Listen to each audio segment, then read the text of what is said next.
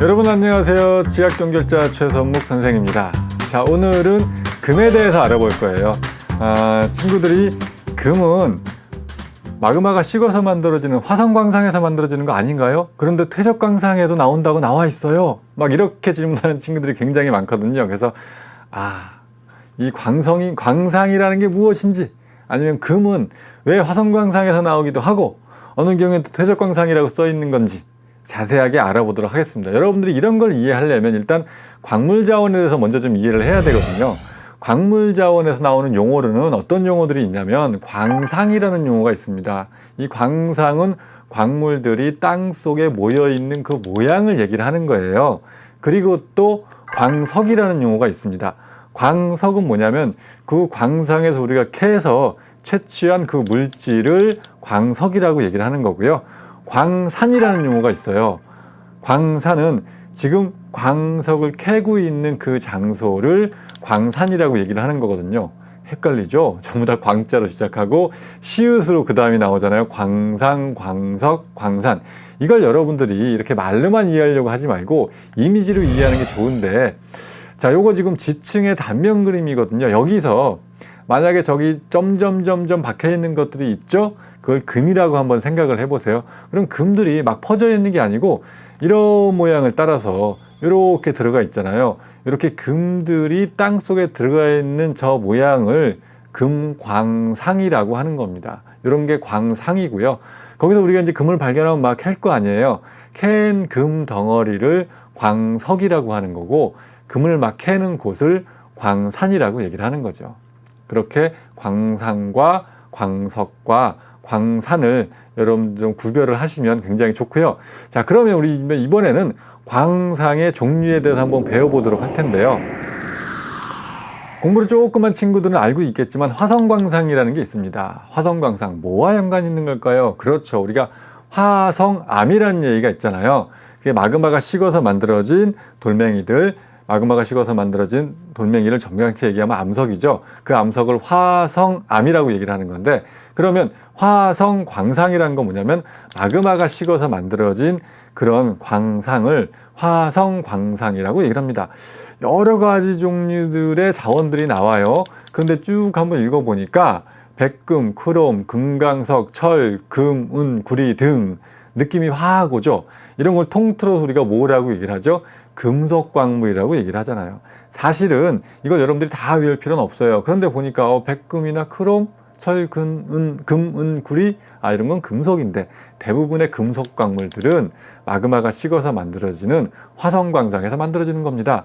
지금 선생님이 보여준 글씨들 중에서 금속 광물이 아닌 게 하나 있죠? 뭡니까 그게? 그렇죠. 금강석이에요. 금강석은 다이아몬드라고도 얘기를 하는데 그게 다이아몬드였구나. 좋은 건데? 이런 친구들 있을 거예요. 그래요. 순수한 우리나라 말로 다이아몬드를 금강석이라고 얘기를 하는 겁니다. 이거는 금속 광물이 아니죠. 하지만 이 다이아몬드도 마그마가 식을 때 만들어져요. 그래서 다이아몬드를 비롯한 또 이제 그 외에 대부분의 금속 광물들은 마그마가 식을 때 화성광상에서 만들어진다. 그런데 이렇게만 이해하면 뭔가 조금 부족하거든요. 그래서 선생님이 이미지를 준비를 한번 해봤어요. 자, 땅의 단면을 그린 겁니다. 이렇게 땅이 있었는데 어느 날 구궁 하더니 마그마가 쭉 분출하기 시작했습니다. 이런 건 사실은 관입이라고 얘기를 하죠. 쭉 땅을 뚫고 올라와서 바깥으로 분출해갖고 연기가 무럭무럭 나면 이제 분출했다라고 얘기를 하는데, 그 다음에 마그마가 어떻게 되겠어요? 흘러나가는 것도 있겠지만 땅속에서 식기도 하겠죠. 쭉 식을 때 조금씩 마그마에 속아있던 여러 가지 금속 원소들이 자기네들끼리 모여요. 예를 들면 금이 모인다. 그러면 군데군데 있던 금들이 자기네들끼리 쭉 모이기 시작합니다. 그래서 이렇게 동그랗게 조금 점점이 박혀 있는 것들이 있잖아요. 그런 곳이 금들이 모여서 금이 많이 있는 금광상의 형태를 띠게 되는 거죠. 그래서 이제 우리가 땅을 파고 들어가다가 이런 걸 발견하면 거기서 금을 캐는 거거든요. 그런데 여러분들 생각에는 금광상에서 금을 캐면 금 덩어리를 캐는 거라고 생각하잖아요. 근데 그렇지가 않아요. 실제로는 자연 상태에서 금을 캐보면 금이 이렇게 돌멩이 속에 조금씩 들어가 있습니다. 그런 겁니다. 이렇게 만들어지기도 하고요. 역시 돌멩이 속에 금이 딴 데는 아예 없고 이 부분만 금광상에서 캐는 금광석에만 금들이 이렇게 조금씩 들어가 있는 거예요. 그러니까 사람들이 이 금을 일일이 손으로 막 떼내려면 너무 힘든 거죠. 시간도 많이 걸리고. 그래서 금속 광물들은 대부분이 다 이렇게 만들어지기 때문에 일일이 우리가 이걸 다 떼낼 수가 없거든요. 어떻게 해야 되겠습니까? 그렇습니다. 용광로에 넣어서 재련을 한다고 하죠. 다 녹여갖고 금만 뽑아내고 철이면 철만 뽑아내고 그런 식으로 재련을 하는 겁니다. 그래서 금속 광물들은 재련이 꼭 필요한 거예요. 그러니까 금도 이런 식으로 재련을 했었습니다. 사실 다이아몬드 같은 경우에는 녹이면 안 되죠. 금속이 아니니까. 그래서 그냥 조심조심 캐내면 되는 거고요. 자, 다음은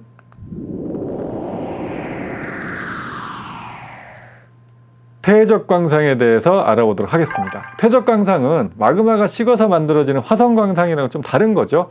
원래 있던 암석이 풍화와 침식을 받아갖고 부서진 다음에 물에 의해서 막 운반이 되다가 쌓여서 만들어진 게 퇴적 광상이에요. 그래서 여기서는 어떤 광물들이 나올 수 있냐면 사금이라든가 금강석이라든가 고령토, 보크사이트, 석회석 이런 것들이 나오거든요. 대부분이 비금속 광물인데 금이 또 나오죠? 금강석도 이거 화성광상에서 만들어진 건데 그래서 학생들이 궁금해 하거든요. 선생님이 누굽니까? 지학종결자 아닙니까? 그래서 또 선생님이 그림을 준비해 봤습니다. 자, 원래 지금 어떤 지층의 단면 이렇게 생겨 있어요. 노란색이 금입니다. 그래서 여러분들 왼쪽에 보시면 금광상도 좀 보이죠? 근데 원래는 말이죠, 이렇게 되어 있던 게 아니고 지층이 더 두껍게 쌓여 있었어요. 그런데 오랜 시간이 지나가면서 금광상에서 막 마그마 관입이 일어나고 금광상이 쭉 만들어진 다음에 시간이 지나가면서 풍화와 침식을 받아서 원래 있던 지층 중에 맨 윗부분부터 깎여 나가기 시작합니다. 그러면 금광상만 남아있을 텐데 그 금광상이 그냥 계속 저렇게 우뚝 서 있겠어요? 아니죠. 풍화 침식이 되기 때문에 자꾸 깎이면서 떠 내려가서 쌓이게 되는 거예요. 밑에 부분으로. 그래서 이렇게 쭉 쌓이게 되고 결국은 드러났던 부분은 다 없어지게 되는 겁니다. 그러면 특히 어디에 많이 쌓이냐면 이런 데 많이 쌓이거든요. 물이 흘러가는 곳에, 물의 흐름이 약해지는 곳에 금 조그맣게 부서진 작은 금 조각들이 많이 쌓여 있어요. 저런 걸 우리가 뭐라고 얘기를 하냐면 사금이라고 얘기를 합니다. 다이아몬드도 마찬가지예요. 풍화 침식으로 운반이 돼서 저런 곳에 다이아몬드도 쌓여 있게 되거든요. 그렇기 때문에 우리가 흘러가는 강이라든가 하천에서 이렇게 발을 담그고 모래를 퍼서 흔들어 갖고 거기 있는 금을 캐내는 사람들을 볼 수가 있습니다. 거기서 나온 금을 뭐라고 얘기를 하냐면 사금이라고 얘기를 하는 거고요. 다이아몬드도 이렇게 발견하기도 해요. 아시겠죠? 그래서 다이아몬드와 금 같은 경우에는 화성 광상에서 만들어지지만 퇴적 광상에서 발견되기도 합니다. 자, 그러면 오늘 배운 내용 정리를 해보도록 하겠습니다.